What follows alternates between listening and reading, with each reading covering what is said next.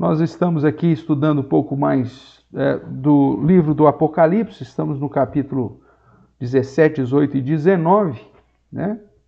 Essa sessão que fala sobre as 7 visões do julgamento, ou seja, o julgamento aí dos aliados de Satanás. Nós vimos que são 3, né? A besta do mar, a besta da terra e a Babilônia. E aqui no capítulo 17 é nos apresentar de um modo mais vivo aí as características dessa Babilônia, mas já na expectativa de que ela caiu, né? E que já o seu julgamento é certo.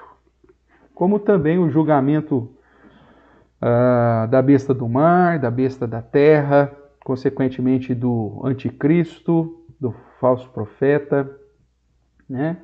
Tudo isso já está aqui incluso nessa visão as 7 visões do julgamento. Nós lemos a semana passada o capítulo 17, né? Vamos relembrar aqui rapidamente, que essa sessão demonstra, portanto, a derrota dos aliados do dragão. Agora, Satanás, a derrota do próprio Satanás é descrita na outra sessão, lembrando que nós estamos seguindo aqui aquele sistema de interpretação do paralelismo progressivo, né?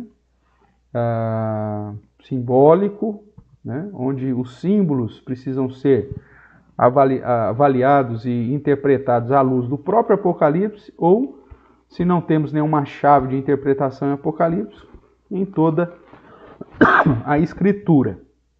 Vimos também que Apocalipse, segundo o capítulo 1, verso 19, não trata apenas das coisas futuras, mas trata daquilo que foi, daquilo que é nos dias da escrita e daquilo que seria, tá certo? Então, muitas coisas precisam ser avaliadas também desse período. Nós vimos que Apocalipse engloba um único período, né, revelacional. As coisas futuras referem-se então ao que aconteceu desde a ascensão de Cristo, a primeira vinda de Cristo, até a sua segunda vinda. E vários símbolos são usados para descrever esse período, né? 3 anos e meio, 42 meses, 1260 dias, mas tudo refere-se ao mesmo período. E dentro do sistema literário apocalíptico judaico e da própria cultura judaica, esse método de escrever em sessões, em ciclos, é algo bastante comum, como nós já temos visto, inclusive, em outros escritos da palavra de Deus. Daniel é um grande exemplo disso, nós estudamos boa parte do livro de Daniel, das profecias de Daniel, e vimos que, na verdade, ele vai repetindo a mesma história, falando dos mesmos reinos, porém, ora com a figura da estátua, ora com a figura dos animais, ora com a figura dos chifres, mas sempre apontando aí para esses reinos, tá certo? Outra coisa que você tem que lembrar é que Apocalipse também foi escrito primeiramente para a igreja cristã do primeiro século, né? A igreja da Ásia, as 7 igrejas da Ásia Menor, e, portanto, aquilo que é revelado aqui tem que fazer sentido para eles também, né? É lógico que existem situações futuras, mas eles já estavam vivendo tudo aquilo, então, se não há um indicativo do próprio Apocalipse de que aquilo era para o tempo do fim, como acontece lá em Daniel, né? Daniel recebe muitas revelações e a explicação do anjo para Daniel é assim, isso aqui, você sela isso aqui, meu amigo, que é para o fim, isso aqui não é para a sua época, então não precisa muito se preocupar com isso não.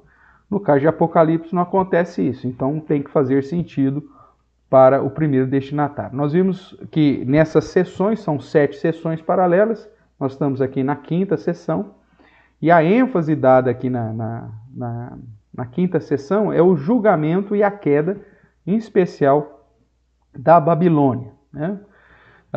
Nós já vimos nas sessões anteriores que Satanás foi expulso dos céus com seus anjos e arregimentou então aliados para perseguir a igreja, né? Isso aí nós já tratamos, e já relembramos, né? A besta que emerge do mar, a besta que emerge da terra e a Babilônia. A besta que emerge do mar, todo o poder, o reino, governo, sistema econômico, né, político e tudo mais. A besta que emerge da terra é o poder religioso filosófico anticristão, ou que tenta manipular e mudar, né, as verdades de Cristo de uma maneira sutil. E a Babilônia, que é o sistema mundo, né, esse mundo aí envolto em busca da satisfação dos seus próprios desejos e concupiscências. Nessa sessão, como já disse, a Babilônia é apresentada então em detalhes e o capítulo 17 trata disso. Nós vimos que a Babilônia está assentada sobre uma besta, e aí nós trabalhamos então na semana passada sobre isso. Se você tiver alguma dúvida, dá uma retornada lá aqui nesse canal mesmo da Igreja Presbiteriana Reformada e no playlist aqui dos estudos de Apocalipse você vai encontrar então a aula do dia 29 de julho, tá bom? Nós vimos então que a Babilônia é todo esse sistema de prostituição, de busca de hedonismo, né? Do suprimento do prazer, e que os homens, os reis da terra e aqueles que não possuem a marca, né, ou que não estão cujos nomes não foram escritos no livro da vida desde a fundação do mundo, acabam então se envolvendo com a Babilônia, né? A figura que nós vimos aí e apresentamos é basicamente essa aí da figura, né? É uma mulher montada numa besta, essa prostituta, né? E nós paramos, então, definindo aí que a Babilônia nada mais representa esse sistema mundo, né? Como centro de sedução e pecaminosidade, né? Então, e nós somos advertidos, inclusive, por João no capítulo 1, no capítulo 2 da primeira carta de João, 16, para não cairmos ou abandonarmos esse sistema, tá bom? Hoje nós vamos tratar um pouquinho sobre a besta. Então nós paramos aqui. Para isso, nós vamos ler do verso 7 em diante, vamos relembrar esses versos, né, do capítulo 17. Então eu convido você a abrir a sua Bíblia lá em Apocalipse 17, nós vamos ler a partir do verso 7 para relembrarmos aí. Os irmãos que estão chegando, Kleber Horta, o Gustavo, a nossa irmã Vânia, também a família Grião, também a Vera, o Zé Luiz, e a amiga Sandra. Seja bem-vinda, viu, Sandra? Deus te abençoe. E também aí o Delimp Comercial. Não sei o que é, mas seja bem-vindo. Depois, se quiser colocar o seu nome aí, seja muito bem-vindo, viu, meu irmão? O Sebastião está perguntando que sessão é essa, pastor? É a 5ª sessão, tá bom? Nós estamos na 5ª sessão. Tá joia? Vamos ler então, irmãos. Diz assim, Apocalipse 17, verso 7 em diante. O anjo, porém, me disse, por que te admiraste? Dir-te-ei o mistério da mulher e da besta, que tem as 7 cabeças e os 10 chifres, e que leva a mulher.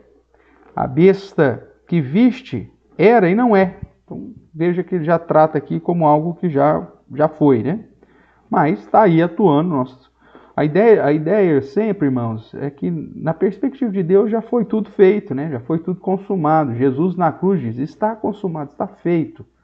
Então o que nós estamos vivendo é simplesmente o cumprir aí da tabela, mas o desfecho final da história já está todo decidido e definido. Então é nesse sentido que é apresentado inclusive Apocalipse. A besta que viste era e não é. Está para emergir do abismo e caminha para a destruição. Então, trata do sistema também governamental que está e daqueles que vêm, vão, por aí vai.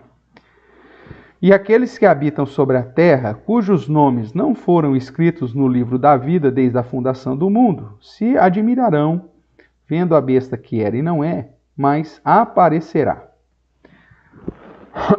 Aqui está o sentido. Quem tem sabedoria. As 7 cabeças são 7 montes, nos quais a mulher está sentada. São também 7 reis, dos quais caíram 5, um existe e o outro ainda não chegou. E quando chegar tem que durar pouco. E a besta que era e não é, também é ele o 8º rei, e procede dos 7 e caminha para a destruição. Os 10 chifres que viste são 10 reis, ou autoridades, os quais ainda não receberam reino, mas recebem autoridade como reis, com a besta durante 1 hora. Tem estes um só pensamento e oferecem à besta o poder e a autoridade que possui. Pelejarão eles contra o Cordeiro, e o Cordeiro os vencerá, pois é o Senhor dos senhores e Rei dos reis.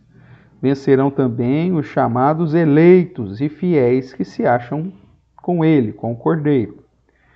Falou-me ainda, as águas que vistes, onde a meretriz está assentada, são povos, multidões, nações e línguas. Os 10 chifres que vistes e a besta, esses odiarão a meretriz e a farão devastada e despojada, e lhe comerão as carnes e a consumirão no fogo. Porque em seu coração incutiu Deus que realize os seus pensamentos, o executem a uma e deem à besta o reino que possui, até que se cumpra as palavras de Deus. A mulher que viste é a grande cidade que domina sobre os reis da terra. Então nós já vimos que a Babilônia é o sistema mundo, é todo esse modo de pensar, né, do sistema mundo em busca do prazer, da concupiscência da carne, da concupiscência dos olhos, da cobiça, da vaidade, da ostentação, da busca em satisfazer os desejos, a questão da ganância, da jactância, ou seja, tudo aquilo que, na verdade, o homem está atrás da luxúria, da promiscuidade, para satisfazer as suas vontades. Aí é dito aqui no capítulo 17 que essa Babilônia, essa meretriz, está assentada nessa besta. Então, vamos lá trabalhar um pouquinho aí, então, com a interpretação sobre a besta. Nós vimos que a besta, ela tem 7 cabeças e 10 chifres, que é idêntica, né? Lá na sessão, 2 sessões atrás, quando fala da besta que emerge do mar, no capítulo 13, se você vê lá, eu vi emergir do mar uma besta que tinha 10 chifres e 7 cabeças. Então, 7 cabeças e 10 chifres é alguma coisa semelhante ao poder dessa besta que emerge do mar. Então, o verso 8 aqui do capítulo 17, a besta que viste era e não é, está para emergir do abismo e caminha para a destruição. Esse versículo ele mostra a transição, né, a transitoriedade do poder e dos sistemas de governo do mundo. As formas mudam, a cultura muda, práticas também mudam, mas a essência permanece. Né? Modas, culturas, movimentos nascem e morrem, mas sempre com esse objetivo de seduzir as pessoas a se embebedar com a taça que a Babilônia oferece. Então, todos esses modismos, né, em especial, se a gente olhar aí para a nossa história próxima, né, movimento hippie, movimento feminista, movimento, sei lá, né, igualdade, não sei das quantas, parece ser tão bonito, não sei o quê, mas tudo tem a mesma essência. Tudo tem o objetivo de nos aprisionar e perseguir a igreja, né? Você vê que todas essas manifestações, em última análise, ela tenta quebrar o padrão estabelecido pela palavra de Deus, o padrão de família, o padrão de moralidade, o padrão de bom senso, né, dos bons costumes, o padrão do direito, né, também da igualdade no sentido da visão bíblica de socorrer o necessitado. Então, eles vão modificando para tentar seduzir aí a igreja, né? E esses sistemas vão mudando, né? O problema não é só esquerda ou direita, ultradireita, ultra-esquerda. Na verdade, tudo isso está em favor de servir, né, o dragão, de servir aquele que é o nosso grande inimigo, tá certo? Então não se iluda aí. Você tem que, se tiver que lutar por alguma coisa, por brigar por alguma, é brigar pela preservação da sã doutrina e da fé. Nós somos chamados para sermos testemunhas de Jesus, pregar o Evangelho. Nós não fomos chamados para pregar absolutamente nenhum sistema, seja ele político, ou seja de ideologia ou filosofia ou qualquer outra coisa. O nosso foco é glorificar a Deus, e muitas vezes a igreja ela perde um pouco esse objetivo e acaba se envolvendo naquilo que não deveria.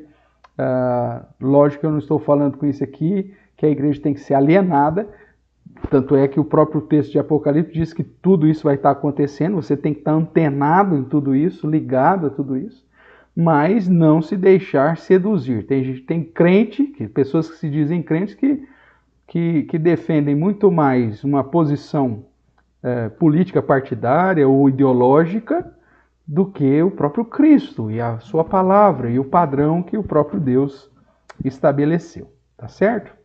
Então, ainda no verso 9, algumas características, né, são dadas a respeito dessa besta, né, que diz que são 7 montes. Eu pus aqui Roma, né, pus aqui um asterisco, justamente porque, considerando os destinatários primários, falar que essa besta, que era um reino, a mulher, né, as 7 cabeças, são 7 montes. Aí lá no verso 18 você pode ver, né, a mulher que viste é a grande cidade que domina sobre os reis. Então há aqui uma mistura, né, da mulher com a própria besta, uma sentada sobre a outra, e apontando que essa mulher é representada por uma cidade, a grande cidade, que domina sobre os reis da terra, e cuja cidade tem aí 7 montes. E aí então você vai para as características geográficas, é lógico que aqui é um símbolo também, então por isso a dificuldade, né? Mas é um símbolo que aponta para a interpretação de um outro símbolo maior, que é a besta. Então esses 7 montes apontam como uma característica da besta. Então aí você tem no mundo antigo, você tem a Babilônia, era uma cidade que foi construída sobre 7 montes. Jerusalém era uma cidade que também conta lá com os seus 7 montes. Constantinopla também, e Roma também. Considerando o contexto da escrita de Apocalipse, a cidade que era o centro e que dominava sobre os reis da terra, naquele momento era Roma, né? Então é lógico que esse sistema era e não é, está para vir, então é mutável, mas é bem possível que esses grandes centros sirvam como referência do poder governamental associado ao poder da promiscuidade, da meretriz da Babilônia, né? Então todo grande centro acaba. Hoje, na verdade, você tem aí uma influência mundial, né, esse mundo global. Então até mencionei alguma coisa na semana passada. Essas características escancaradas da Babilônia, da meretriz, da promiscuidade, você não vê mais só em grandes centros, né? Hoje você vê parte em qualquer curritela, em qualquer cidadezinha aí, tá certo? Então eu pus aqui porque é uma possibilidade. Nós vamos trabalhar isso aqui como uma possibilidade, tá bom? Então fica atento aí. Também diz que além de ser 7 montes, verso 9, né, são também 7 reis, dos quais 5 caíram, um existe, o outro ainda não chegou, que chegar tem que durar pouco, e aí aparece um 8º que procede do 7, mas também caminha para a destruição, e vimos que os chifres dessa besta, ela tem 7 cabeças, que já disseram que é os montes e os reis, e os 10 chifres apontam para 10 reis que ainda não receberam o reino. Então, uma situação futura no sentido da primeira geração, né, dos destinatários do livro. Pode ser a questão dos reinos. Então, são 7. Caíram 5. Né? Então, pode ser Babilônia, os medos, a Pérsia, os gregos e os macedônios. Ok? Para aqueles que, olhando para o primeiro destinatário. Alguns estudiosos incluem aqui a Babilônia antiga, né, como primeiro, depois a Babilônia, Medo-Pérsia como se fosse um reino só, grego-macedônio como um reino só, e antes lá de tudo os assírios. Então, assírios, Babilônia antiga, Babilônia, Medo-Pérsia e grego-macedônio. Pode ser uma possibilidade dessa, porque faz sentido para os primeiros destinatários. Ele estava agora com Roma, que seria o sexto, né, o sexto reino. Então, um existe, Roma, que estava valendo ali, e ela que estava na ocasião. Então, Roma existe. O outro ainda não chegou. Então, nós sabemos que reino seria esse. Né? E quando chegar, tem que durar pouco. Então, nós não sabemos exatamente o que seria isso.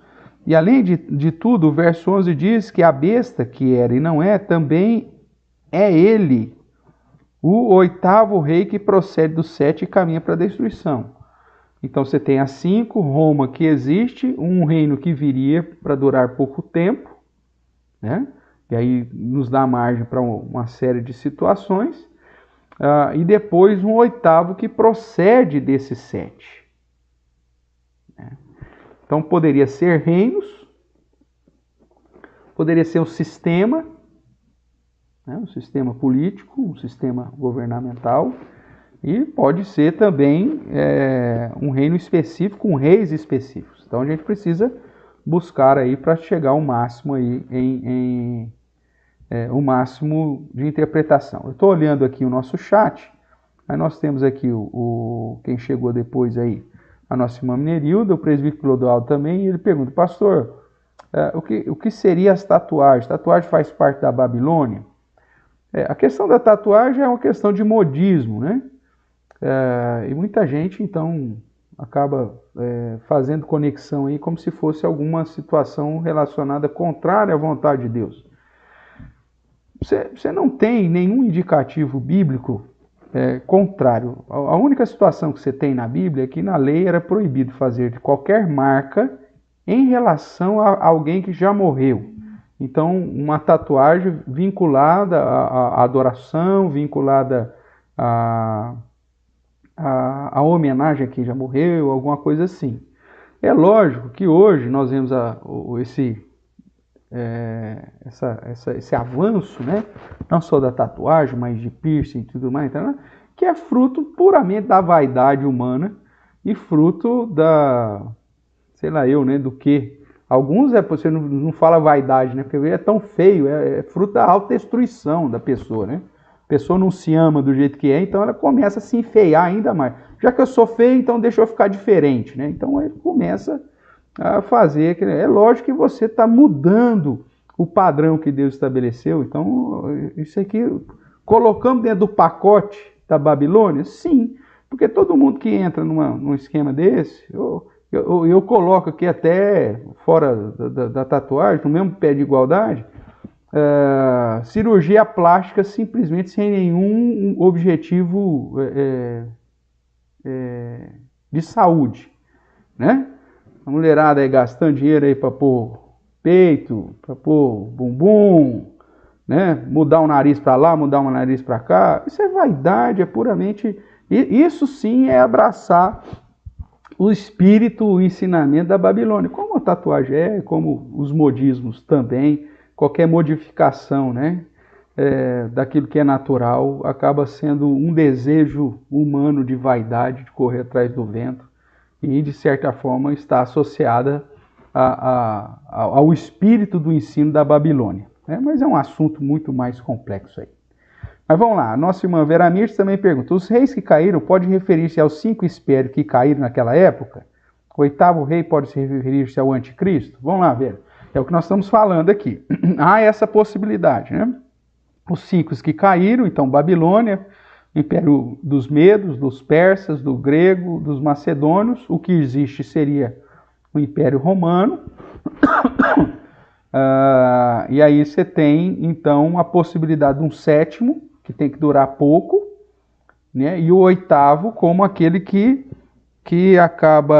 procede do 7 e caminha para a destruição, que é o que vai dar poder para esses outros 10 chifres, que são reis que não têm reino, mas recebem autoridade, para vir lutar com o Cordeiro. Então, a figura do anticristo está presente em todos esses reinos, né? O que eu quero que, talvez, eu não tenha deixado muito claro, é que, desde, em especial, a vinda de Cristo, João vai dizer que o anticristo já está presente no mundo lá no primeiro século. Então, que há muitos anticristos. Se você vai aqui para a primeira epístola de João, né,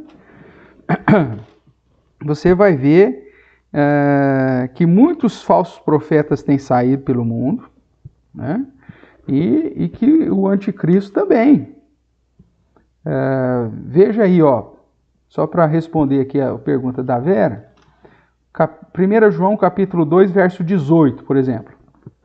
Filhinhos, já é a última hora. Então, os últimos dias que a gente tem chamado, né? Já é. Lá o João já está falando, já é a última hora. E como ouvistes que vem o anticristo, também agora muitos anticristos têm surgido, pelo que conhecemos que é a última hora. Então, o período da primeira vinda de Jesus até a segunda vinda já são os últimos dias, e que João aqui chama de última hora. Pedro, lá em Atos, vai dizer que a descida do Espírito Santo inaugura isso. Quando ele fala que é o cumprimento da profecia de Joel, e ele inclui lá, ele acrescenta, nos últimos dias derramarei do meu Espírito sobre toda a carne, sobre todo o Espírito. Então, desde a primeira vinda de Jesus, nós temos a chegada do reino e a inauguração dos últimos dias. Então, os anticristos e os falsos profetas, quer ver o capítulo 4, 1 João capítulo 4. Amados, não deis créditos a qualquer espírito. Nós já falamos aqui que espírito é ensino, né? Antes provai o espírito se procedem de Deus, porque muitos falsos profetas têm saído pelo mundo fora.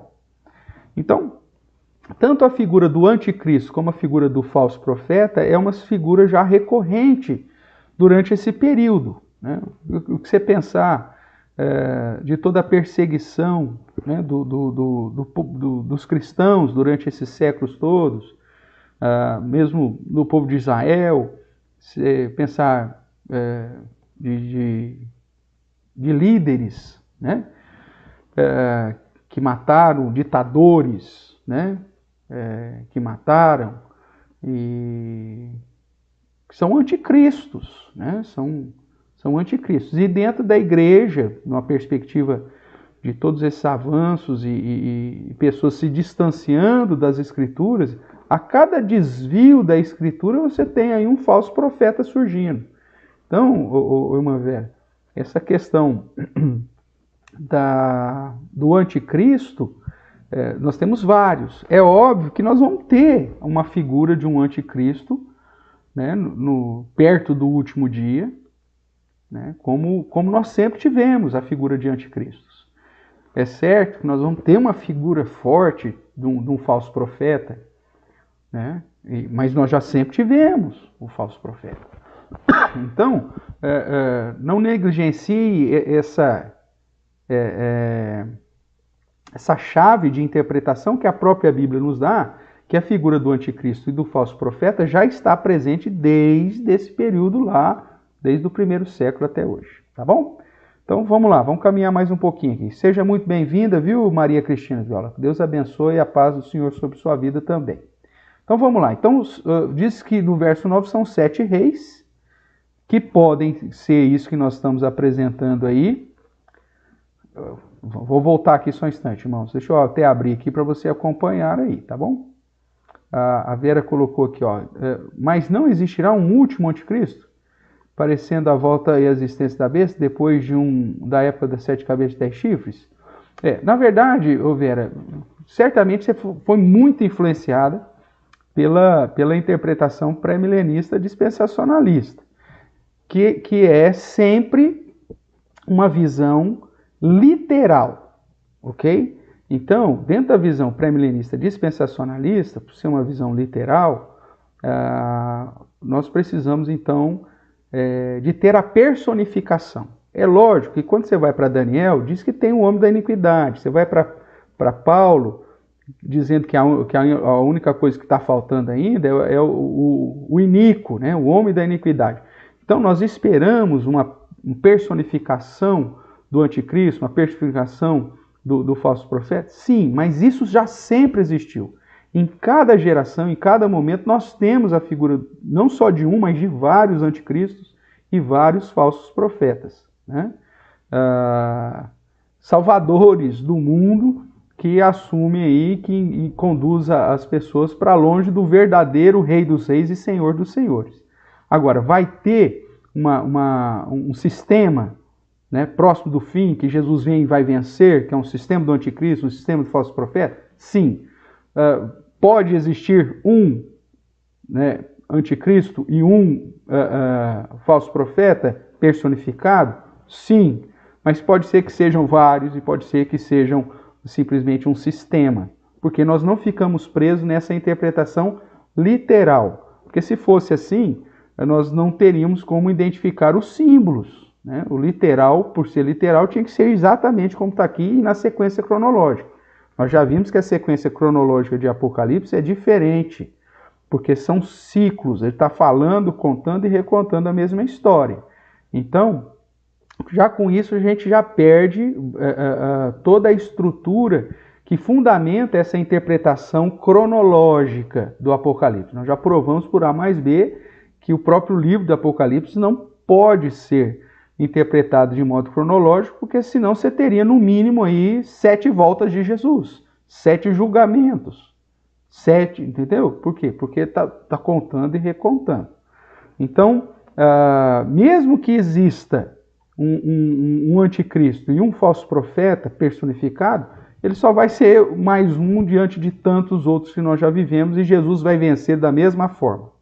Então aquela ideia de esperar um líder mundial que vai reunir todo mundo, não sei o quê, para a gente dizer, esse é o anticristo.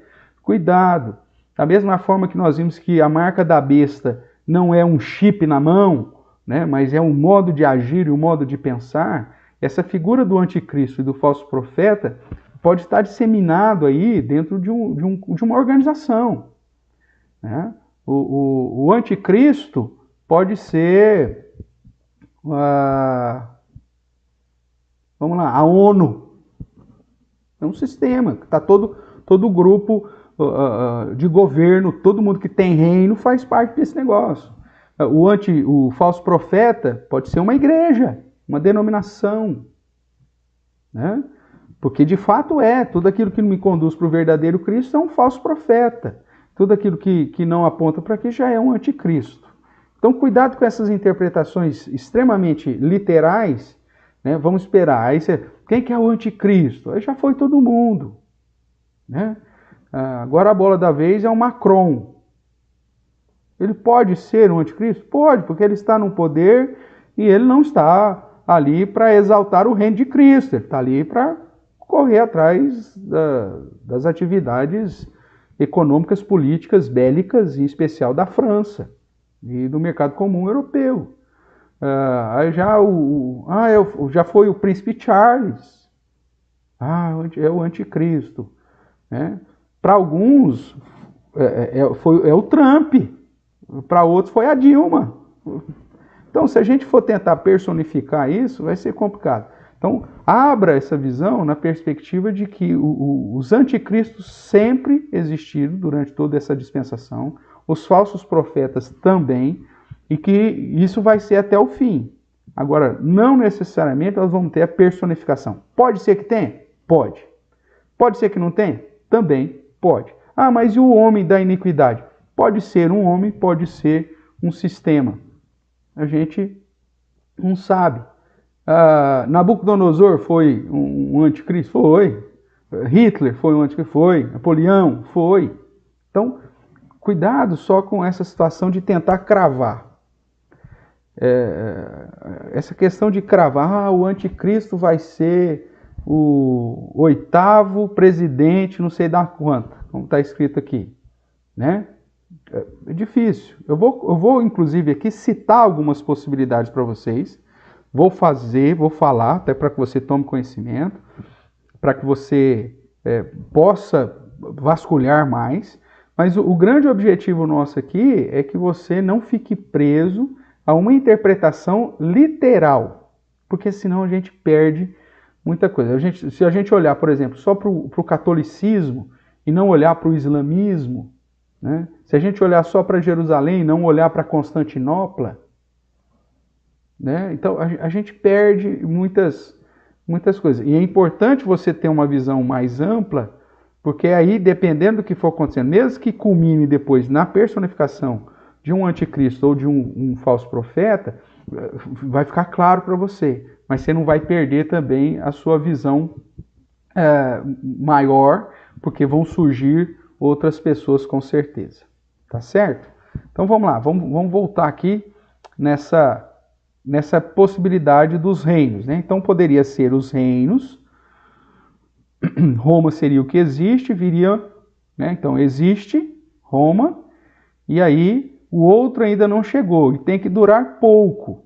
Como tem que durar pouco, você pode pensar em anos, né? Todos eles, de certa forma, não duraram muito tempo, né? O que durou mais aí talvez seja o Império Romano, que só foi cair provavelmente, né, na queda de Constantinopla, mas ele continua depois como igreja católica, né? Dando poder para os outros, para os chifrinhos, lá os 10 chifrinhos da Europa que nós vimos. Então, será que isso caiu já? O que é que vem agora? Será que está falando de um reino muçulmano? Tá. Então, é esse sentido que nós temos que estar de olho para ver as possibilidades. Não cravar, porque se cravar, muitas vezes a gente perde o foco em outras situações. Então, os 5 que já caíram, um existe, porque foi assim escrito para os dias daqueles que estavam lá, os destinatários, né? Outro ainda não chegou, tem que durar pouco. E o 8º procede dos outros todos. Então, possibilidades, irmãos, vamos trabalhar com possibilidades. Então você tem, se esses 7 reis estão relacionados a impérios, então caíram 5. Babilônia, Medo, Pérsia, Grego e Macedônia. Existia um, Roma. O outro ainda não chegou. A gente tem várias situações aí, né? O Império Turco-Otomano, que dominou Roma, não sei. E aí, que é um braço do islamismo, né? E que caiu depois de 400 anos. E o 8º procede desses todos. Então, aí o que é? Talvez a ONU, um poder aí que procede desses todos, e que inclusive dá autoridade para 10 que não tem reino. Então, são possibilidades. A gente tem que estar atento a essas possibilidades. Ok? Vamos caminhar mais um pouco. Dentro da tentativa, né?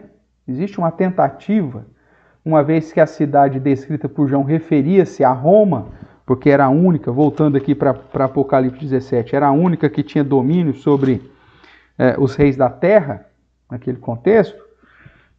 Então, de colocarem aqui uma explicação, tanto da meretriz quanto a bestas, como sendo a Igreja Católica Apostólica Romana. Existe essa possibilidade? Existe. Por quê? Porque você tem algumas questões que se encaixam. A própria Igreja Católica Romana se constitui um império, né? Ela é a sequência do Império Romano, E ela possui tanto o poder político quanto o poder religioso. Então ela é a junção da besta do mar com a besta da terra. Porém, nessa interpretação, que é uma possibilidade, olha, presta atenção que eu estou falando aqui, para você não falar, pastor falou que é a Igreja Católica. Essa é uma tentativa de explicação corrente, por isso que eu vou apresentar, e depois nós vamos chegar e ver se isso tem fundamento ou não. Então, dentro dessa realidade da Igreja Católica Romana, Apostólica Romana, então ela tem o poder político e o poder religioso. Então, nessa interpretação, a mulher, a meretriz, seria igual à mulher adúltera, né? Uma igreja falsa. Sobre os reis, as pessoas focam os últimos papas, porque o papa também é rei, né? Ele é o líder religioso da igreja, mas ele também é o líder político do Vaticano, ele é chefe de Estado. Então, alguns focam isso e pensam nessa possibilidade da criação do Vaticano como sendo esse outro império, né? Esse oitavo império. E aí nós fazemos uma sobreposição dos reis também relacionado com a própria Igreja Católica Romana. Então veja que a besta do mar dá autoridade para a igreja, e a igreja se constitui agora um império, né? O Vaticano, com a criação do Vaticano, você tem então um império que está presente em todas as nações do mundo, a igreja católica está em todo o mundo, né? E que, portanto, a partir da criação do Vaticano, você tem uma sequência de reis. Veja que eu pus aqui uma nota aqui, ó. Lembre-se, uma suposição, pois a mensagem tinha que fazer sentido para os primeiros destinatários da revelação.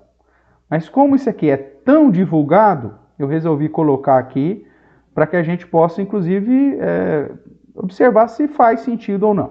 Tudo bem? Então vamos lá, vou abrir aqui para você.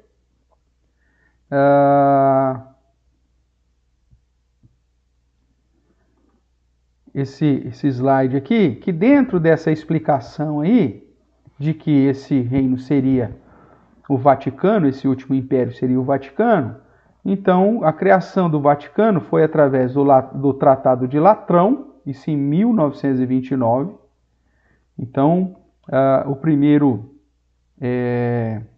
rei e papa, porque com o Tratado de Latrão, você criando aqui o Vaticano, ele passa a ser, então, um Estado independente. Então, o Papa passa a ser chefe de Estado e chefe da Igreja ao mesmo tempo. Então, você tem, dentro dessa transição, né, de 1922 a 1939, lembrando que o Vaticano foi aprovado em 1929, então está dentro aqui, o primeiro rei seria o Pio XI. Então, tem o Pio XI, Pio XII, Pio XIII, o Paulo VI e João Paulo I como os 5 primeiros reis. Esses, dentro da profecia, já caíram, ok? Aí você teria o 6º, João Paulo II, que vai falar que foi gravemente ferido, de morte, ressuscitou e voltou, né? Que é uma das características desse rei. Então, é como se fosse o que existe. Outro ainda não chegou, e esse tem que durar pouco, que é o Bento, e o 8º que procede desses, que viria, que seria o último. E aí, então, dentro daquela interpretação da personificação, né, do falso profeta, do anticristo, então, esse 8º aqui seria justamente o próprio que nós estamos esperando. Só que aí o que aconteceu? Mudou, né? Esse aqui já não existe mais, morreu. Então essa interpretação ela estava vigente aí na década de 80, mas aí João Paulo morreu. E aí, como que fica a nossa situação? Então aí o pessoal que defende essa linha apresenta uma outra realidade. Deixa eu abrir aqui para você, que essa imagem é de internet, então por isso que está sendo essa imagem eu peguei do jeito que estava na internet lá, então você desconsidera aí.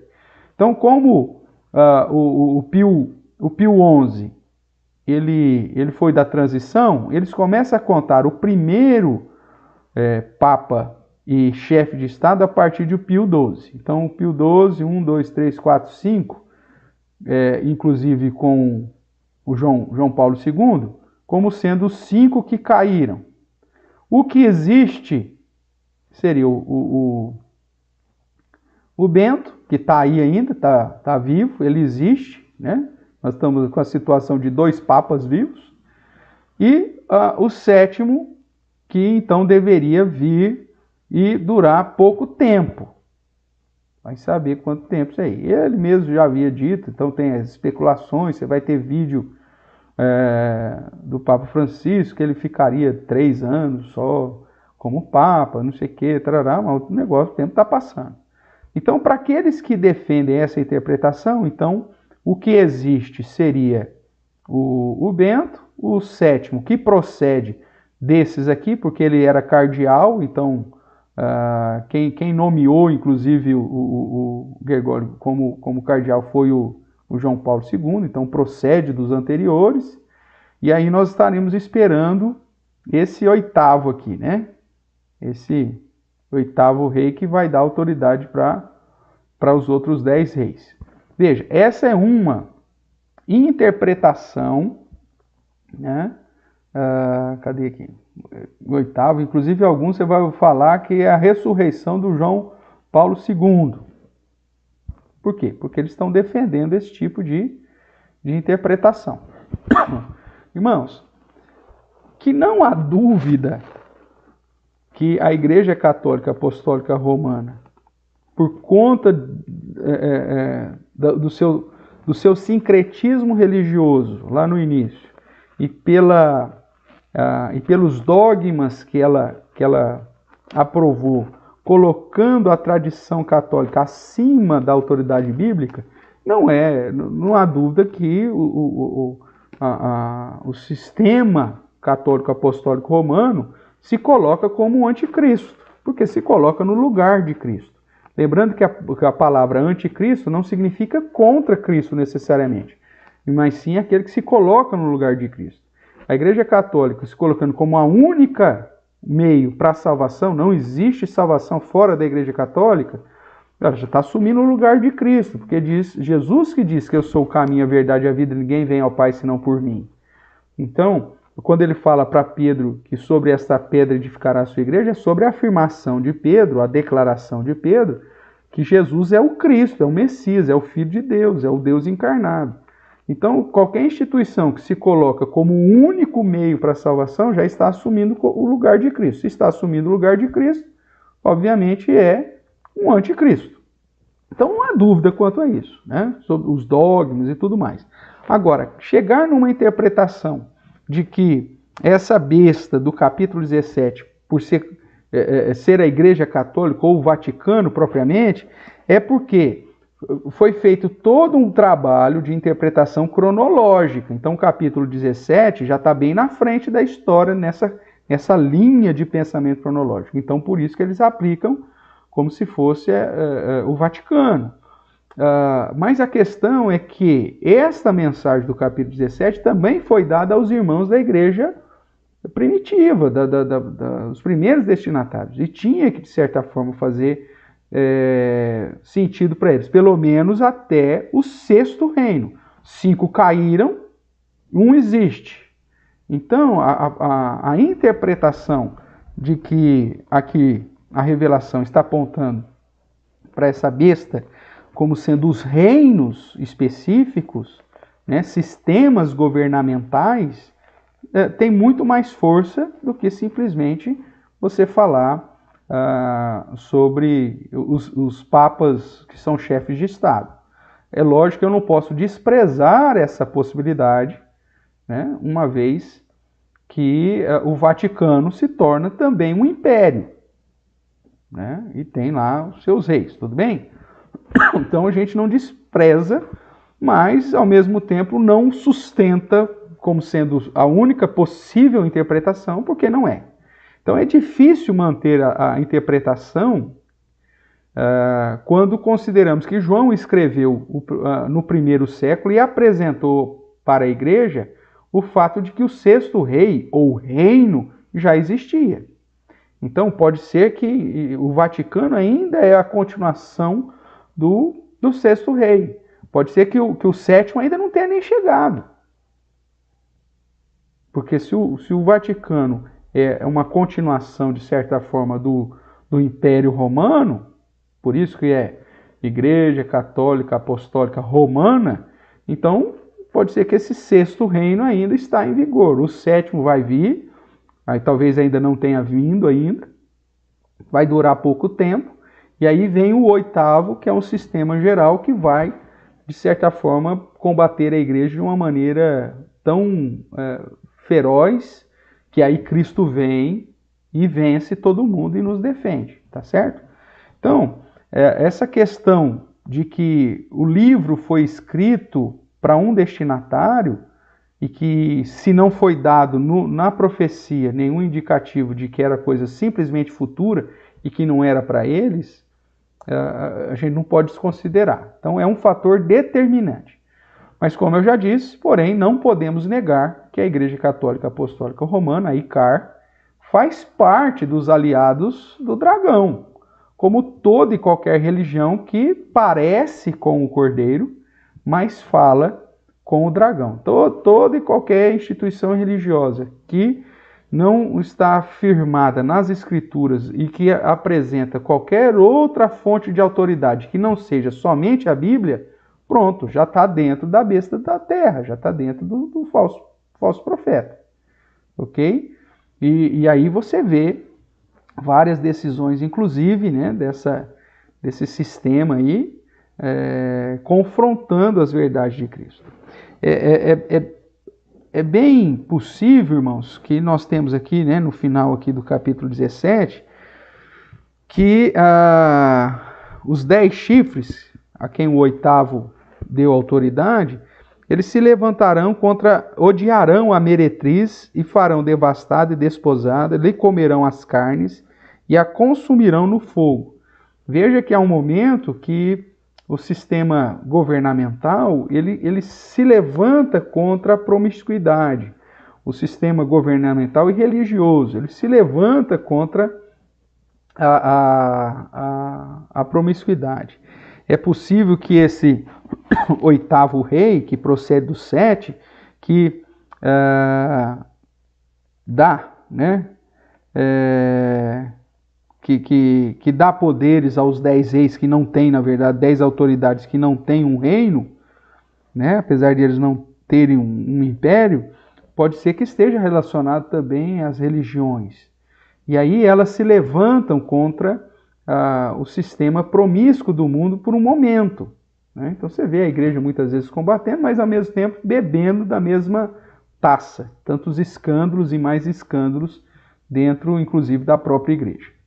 Uma outra questão aqui que eu quero chamar é a sequência da revelação a partir do verso 12, que mostra sobre os 10 chifres, um poder geral do mundo, que no fim se opõe então à meretriz, como eu estou falando no verso 16. Leia aí comigo o verso 16. Os 10 chifres que vistes e a besta, essas odiarão a meretriz e a farão devastada e despojada, lhe comerão as carnes e consumirão no fogo, porque em seu coração incutiu Deus que realizasse os seus pensamentos, o executem a uma e deem à besta o reino que possui, até que cumpra a palavra de Deus, a mulher que viste a grande cidade que domina sobre os reis da terra. Então há um momento que o sistema governamental, o governo, ele se levanta contra a promiscuidade ou contra as práticas promíscuas, né? Essa questão da sedução da Babilônia. E durante a história nós vimos isso acontecer em vários momentos, né? A própria Inquisição é um exemplo disso, né? A igreja que parece com um cordeiro, mas fala do dragão, se levanta contra todos aqueles que são diferentes e colocam como promíscuos, como bruxos, como isso, e põe fogo e mata e consome. O próprio governo, né, muitas vezes se levantam contra práticas de prostituição, com leis, e criminalizam isso. Mas dali a pouco, essa questão do era e não é, e vai aparecer de novo, essa questão das constantes sucessões, mostra que esse sistema está em constante aí mudança. Tudo bem? Agora, mais uma vez reforço, são situações mutáveis que apontam para esses dois caminhos aí de confronto, seja governamental, seja religioso, ou até mesmo dentro da posição da Babilônia, que tem o objetivo de perseguir a igreja, que vai culminar num grande movimento, no final, para perseguir a igreja de tal forma, que é a grande tribulação, com grande apostasia, que se levanta para combater a igreja. É isso que ele, o verso 13 em diante vai dizer: tem estes um só pensamento e oferecem à besta o poder e a autoridade que possui, pelejarão eles contra o cordeiro. Esse é o objetivo. E aí eles vêm lutar, né, contra a igreja do Senhor, perseguindo, e o cordeiro então surge para colocar um fim e derrotar o anticristo, o falso profeta e a própria Babilônia, ou a besta do mar, a besta da terra e a Babilônia. Tudo bem até aqui, irmãos? Vamos caminhar aqui. O verso 14, então, eu já disse que é o versículo-chave de Apocalipse, né? Pelejarão eles contra o cordeiro, e o cordeiro os vencerá. Porque ele é Senhor dos senhores, é Rei dos reis. Vencerão também os chamados, os eleitos, os fiéis, que se acham com o cordeiro. Então, a certeza aí da vitória já é garantida, né? Mesmo com toda essa manipulação, tanto governamental quanto filosófica, religiosa, ou até mesmo de sedução do mundo, o sistema mundo, no final, o cordeiro e a sua igreja irão vencer. Tá bom? De um modo geral, então vamos resumir aqui, né? De um modo geral, irmãos, a visão do julgamento da grande meretriz, que possui a inscrição, né, Babilônia, lá no verso 5, né? Babilônia, a grande, a mãe das meretrizes e das abominações da terra, refere-se, portanto, ao terceiro aliado do dragão, que é o mundo, como centro da sedução e dos prazeres que embriagam os reis e os habitantes da terra, e em parceria, né, com o governo, com a besta, de 7 cabeças e 10 chifres, persegue os eleitos e fiéis. Estes, os eleitos e fiéis, na companhia de Jesus, vence todos os aliados do dragão. Essa é a promessa do verso 14. Tudo bem até aqui, irmãos? Então vamos lá. Entrando no capítulo 18, vamos ver se a gente avança um pouquinho aqui. Então, nós ainda estamos no 6º ciclo, né? No capítulo, no 5º ciclo, está errado aqui. No capítulo 17 foi apresentado o terceiro aliado, né? Satanás. O mundo aí, com seus prazeres. Espera que agora eu me confundi aqui com esse texto aqui. Deixa eu confirmar aqui na apostila.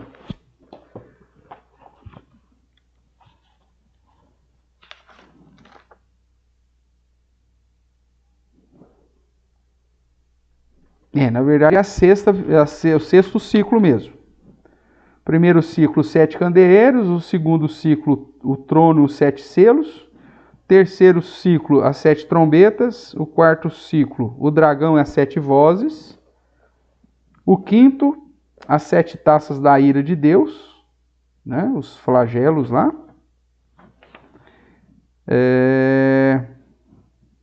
E agora, a 7 visões do julgamento. Esse é o 6º ciclo. Tá certo? Então, desculpa aí, na hora do começo, eu falei 5º ciclo, o Sebastião, inclusive, me perguntou, né? Qual que é o mesmo ciclo? Eu falei errado. É a seção 6ª. Então, ainda estamos, o capítulo 17, 18, 19, faz parte desse 6º ciclo. E nos foi apresentado, então, o terceiro aliado de Satanás, a Babilônia, o mundo com seus prazeres, prostituição, devassidão e entretenimento. Então agora nós vemos no capítulo 18 o decreto da queda da Babilônia, tá certo?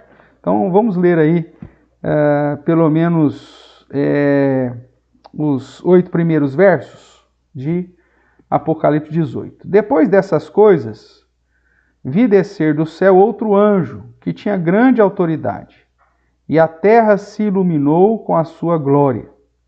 Então exclamou com potente voz, dizendo: Caiu a grande Babilônia, e se tornou morada de demônios, covil de toda espécie de espírito imundo, esconderijo de todo gênero de ave imunda e detestável. Pois todas as nações têm bebido do vinho do furor da sua prostituição. Com ela se prostituíram os reis da terra. Também os mercadores da terra se enriqueceram à custa da sua luxúria. Ouvi outra voz do céu, dizendo: Retirai-vos dela, povo meu, para não serdes cúmplices em seus pecados, e não participardes dos seus flagelos. Porque os seus pecados se acumularam até o céu, e Deus se lembrou dos atos iníquos que ela praticou. Dai-lhe em retribuição, como também ela retribuiu, pagai-lhe em dobro, segundo as suas obras. E no cálice que ela misturou bebidas, misturai dobrado para ela. O quanto a si mesma se glorificou e viveu em luxúria, dai-lhe em igual medida tormento e pranto. Porque diz consigo mesma: estou sentada como rainha, viúva não sou, pranto nunca hei de ver. Por isso, em um só dia sobrevirão os seus flagelos, morte, pranto e fome, e será consumida no fogo, porque poderoso é o Senhor Deus que a julgou. Então nós vemos aqui o capítulo 18, dentro desse 6º ciclo, do julgamento dos aliados, a declaração definitiva da queda da Babilônia. Veja que no último dia, então, isso virá de uma vez por todas, e toda o glamour, né, toda a sedução, a promiscuidade, a bebida, a aparente alegria, né, que satisfazer os desejos traz, vai cair por terra, e isso vai se transformar em morte, pranto e fome. Tá bom? Rapidamente, irmãos, vamos dar uma relembrada aqui em alguns pontos. Primeiro, Apocalipse, então, é a revelação de Jesus, dada ao apóstolo João, sobre as questões que ele viu, que são e as que hão de acontecer depois dessas. Trata, então, mais diretamente das questões que envolvem o período da primeira vinda de Jesus, né? Todo nascimento, ministério, paixão, morte, ressurreição, ascensão, e a segunda vinda, que nós já vimos que vem com a volta de Jesus, a ressurreição dos vivos e mortos, transformação dos vivos, a vitória sobre os inimigos, o juízo, o arrebatamento e a inauguração do estado final. Tá certo? Vimos que Apocalipse é dividido em 7 seções, que descrevem o mesmo período, dando ênfase distintas e complementares, o chamado paralelismo progressivo. E assim, então, João descreve sempre a mesma história, complementando detalhes em cada ciclo e reforçando o seu ensino, que é a respeito da vitória do Cordeiro e da sua igreja. Depois da ascensão de Jesus Cristo, nós temos a sua coroação no céu, e desde esse momento, então, ele começa a reinar sobre terra e céus, né? Tem autoridade dada no céu e na terra, e assim os últimos dias são inaugurados. A igreja recebe poder para proclamar o evangelho da salvação, aquele que sai vencendo para vencer. O diabo, que exercia a função de acusador diante de Deus, é expulso do céu e veio cheio de cólera sobre a terra para perseguir a igreja, para lutar contra os eleitos de Deus. E aí, então, ele, na estratégia do diabo, que não pode mais enganar as nações, está preso nesse sentido, ele utiliza-se de 3 aliados: a besta do mar, que é o poder governamental, né, o Estado, economia, exército, leis e tudo mais; a besta da terra, que é o poder religioso filosófico, as falsas religiões, o engano, as doutrinas falsas, as heresias, o liberalismo religioso, né? E geralmente isso firmado em grandes prodígios e sinais, né? Então aí você vê, por exemplo, levantando aí pessoas que se dizem instrumentos de Deus para curar, para fazer isso, e aí levam multidões. Aí você tem os escândalos, porque na verdade esse povo acaba abraçando a Babilônia, né?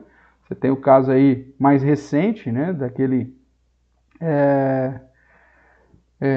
o João de Deus, né, que curava em nome de Deus, aquela coisa toda, mas que estava ali também abraçado com a Babilônia e fazendo tudo que não devia, não é verdade? E a própria Babilônia, que é o sistema do mundo, que é a busca pelo prazer, entretenimento, prostituição, impureza, o conforto, a vaidade, luxúria e por aí vai. Tá certo? Então esses são os 3 aliados de Satanás que estão tentando derrubar a igreja, perseguir a igreja. Então, você pega lá na primeira sessão, que nem tinha apresentado ainda sobre os aliados, mas você vê justamente isso. A perseguição de morte, o governo se levantando para perseguir a igreja. Você vê as heresias e o liberalismo, né, na figura lá de Balaão, na figura de Jezabel, nas cartas às 7 igrejas, e a questão da Babilônia, que é a questão do pecado, da prática pecaminosa, da aceitação do mundo, né, do desânimo da fé, da questão do enfraquecimento da fé, que também é dito lá na primeira sessão. Voltando aqui para o capítulo 18, relembrando aí a sua memória, então o capítulo 18 começa com a visão da queda da própria Babilônia. E nós podemos, depois todo o capítulo 18, nós vamos depois continuar a leitura aí, né, semana que vem, provavelmente, e aí nós podemos dividir aqui essa sessão da queda da Babilônia em outros 7 atos ou cenas, né? Do verso 1 ao 3, você tem a declaração da queda, o decreto da queda. Do verso 4 a 8, você tem a advertência para os santos, ou seja, gente, pula fora do mundo, não vai querer tomar da taça que a Babilônia tem para te oferecer.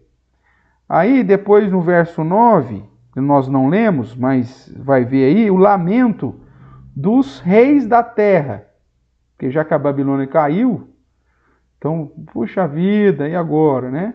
Depois o lamento dos mercadores da terra, que nós já vimos aqui no verso 3, que se enriqueceram por conta dessa indústria do prazer, né?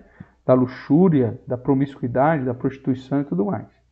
Depois você tem ainda o lamento dos navegadores, isso lá no verso de número 17. Nós vamos ler isso aí depois, né? Os marinheiros, tal, justamente porque através da Babilônia, você se lembra, num contexto, inclusive lá dos dias que João escreve, do 1º século, a cidade de Corinto era uma cidade portuária, e era uma cidade onde você tinha lá os templos das deusas, né, do amor, e através dos cultos eram, na verdade, orgias sexuais, né, onde você pagava as sacerdotisas e mantinha relação sexual com ela. Então, os navegadores acabavam de porto em porto abraçando aí todos esses benefícios, né? Não só os navegadores, né? Os viajantes, os caminhoneiros, sei lá, todo mundo que viaja e que fica longe de casa e que acaba abraçando aí a oferta da Babilônia para satisfazer os seus desejos. Eles se lamentam, porque não tem mais, né? Aí no verso 20 você tem a exultação dos crentes, né? Porque Deus aplicou o seu juízo, e do verso 21 ao 24 nós vamos ver a ruína, a descrição da destruição da ruína completa de Jerusalém. Então é isso que nós vamos, na semana que vem, estudar aí com mais vagar, entendendo esse lamento. Na verdade é João contando e recontando a história para dar ênfase à queda da Babilônia. Irmãos, O que nós podemos aprender com isso, então, hoje, né? O que nós podemos trazer e colocar, né, de aplicação para nós, né? Quando nós olhamos já o decreto da queda, né, o anjo aí já apresenta a queda da Babilônia como algo certo, caiu, passado, né? Então você vê toda a vaidade, a ostentação, beleza, luxúria, tudo o que está dentro dessa realidade aqui da Babilônia é algo que te conduz para longe de Deus. E você, como cristão, ciente que nós estamos com uma luta tremenda contra os aliados de Satanás, você tem que estar atento para viver uma vida dentro da cosmovisão cristã, dentro de uma prática que exalte, glorifique o santo nome do Senhor, né? Nós estamos falando sobre a volta de Jesus na escola dominical, e nós mencionamos nesse último domingo que as parábolas na sequência do sermão escatológico de Jesus aponta justamente para a postura que você tem que ter durante esse período, que é vigilância, né? Fidelidade, santidade, obediência e serviço, né? O proclamar das verdades, proclamar das virtudes de Deus. Então, essa sessão, o que ela nos ensina? Ela nos ensina, irmãos, que nossa luta é terrível e que se nós baixarmos a guarda, porque o nosso próprio coração é inclinado para o mal, a gente vai abraçar e vai cair na sedução da Babilônia, né? Mesmo que você esteja com conhecimento exaustivo das Escrituras, para não cair em nenhuma heresia, para não cair na lábia dos falsos profetas, né? Você sabe identificar uma verdadeira igreja do Senhor Jesus, ótimo. Mas se você não estiver atento, você pode cair justamente nesse outro aliado. Você tem que estar atento com os três aliados, né? Não entrar na prática da corrupção que a besta do mar nos oferece, né? Para termos apoio do governo, né? Então, as igrejas aí que vendem os púlpitos para os políticos para ganhar um ônibus para uma excursão de vez em quando, para ganhar lá um terreninho para construir uma congregação. Então, você não vai se vender por causa disso, meu amigo. Nós servimos ao Deus do ouro da prata, um Deus que Ele que vai conduzir a sua igreja. Ele não precisa fazer essas questões com o governo, né? Tem muita igreja por aí que você vê, chega a época de eleição, vende o púlpito, traz os políticos para pregar e para falar lá besteira no púlpito, a troco lá de um serviço para a irmãzinha, de um ônibus do vereador para ir no encontro dos obreiros. Não precisa nada disso. Outros, né, que abraçam justamente as heresias, porque a heresia não vai confrontar ninguém, vai aceitar o pecado e vai ludibriar as pessoas, então, tal. Mas às vezes você está preparado, você está, não vou nem abraçar o anticristo, né, a besta do mar, e não vou abraçar o falso profeta, a besta da terra. Mas às vezes você não está atento com esse terceiro aliado, que é a sedução desse mundo, de viver não olhando para o céu, não olhando para o reino celeste, né? Paulo vai dizer, olha, o nosso olho tem que estar no reino celeste. Você está preocupado tão somente com as coisas da era presente.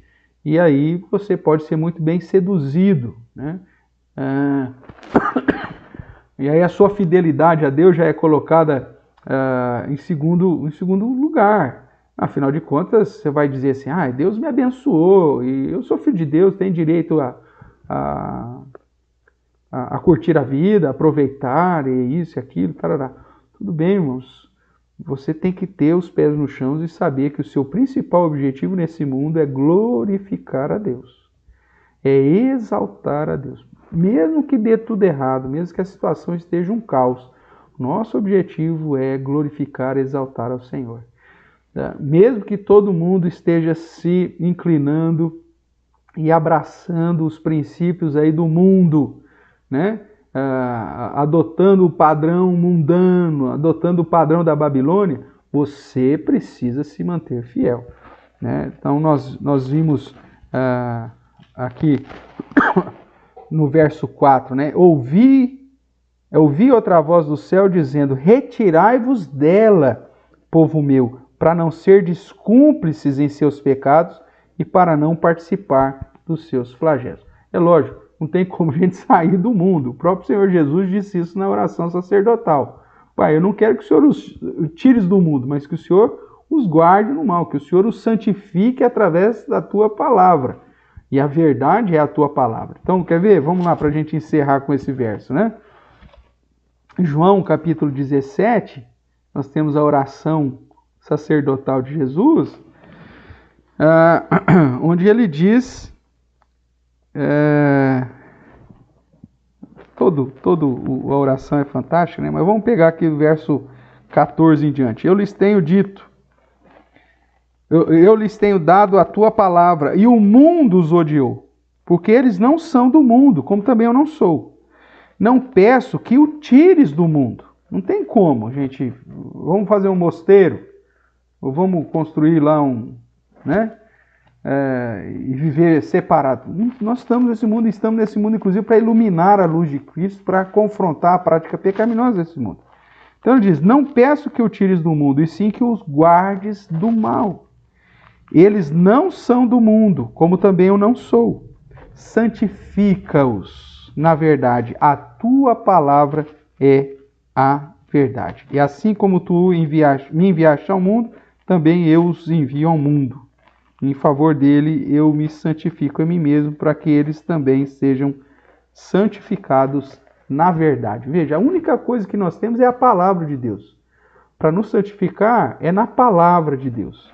Então nós não podemos abraçar nenhuma influência, seja lá de qual aliado for. E no caso do mundo, de um modo mais específico, então quando ele diz aqui em Apocalipse 18, retirai-vos dela, não é para você sair do mundo, não tem como, mas para você não deixar se seduzir ou ser seduzido pelas práticas deste mundo. Seu objetivo aqui é glorificar a Deus, é proclamar as virtudes de Deus, é viver uma vida de testemunho a respeito do poder e da salvação, do evangelho de Jesus Cristo. Tem muito crente que não quer nem que Jesus volta, porque a vida aqui parece estar tão boa para eles, né? De satisfazendo seus desejos, investindo em coisas simplesmente terrenas, que estão vivendo aí com um conforto maravilhoso. Para que o céu? Já está tão bom aqui. Cuidado, querido. Isso pode te levar para longe do Senhor. Retirai-vos dela, povo meu, para não sermos cúmplices de seus pecados. Paulo vai dizer a mesma coisa, isso lá nas suas cartas, né?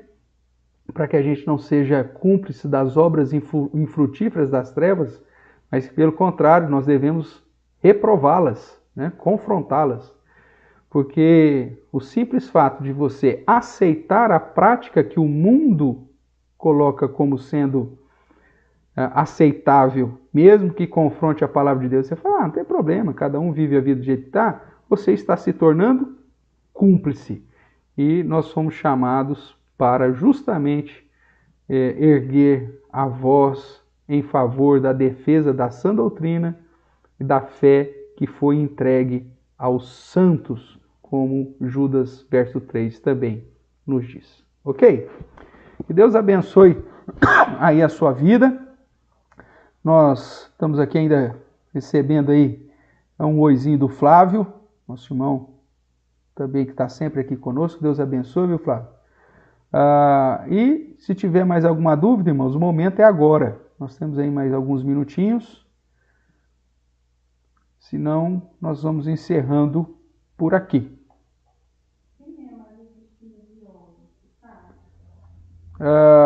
Maria Cristina Viola, que pôs aí uma boa noite, se puder depois, né, dar um oi, da onde você é, viu, minha irmã? Seria um prazer receber mais informações suas aí. Ok?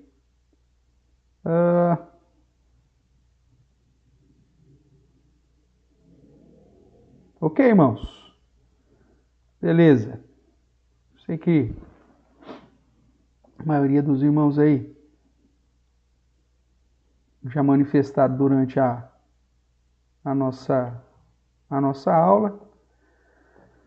Semana que vem, então, se Deus permitir, a gente vai entrar mais propriamente no capítulo 18 e observar aí o perigo que é, irmãos, esse terceiro aliado de Satanás, porque é bem sutil. Né? A frase do crente que já está sendo seduzido pela Babilônia. Ah, todo mundo faz. Ah, mas isso não tem nada a ver. Cuidado. Na vida espiritual, tudo tem a ver. Então, cuidado com as suas decisões, cuidado em abraçar aí práticas que são puramente práticas de vaidade e que caracterizam como aqueles que estão se embebedando da taça que o mundo, que a Babilônia tem oferecido. Tá joia?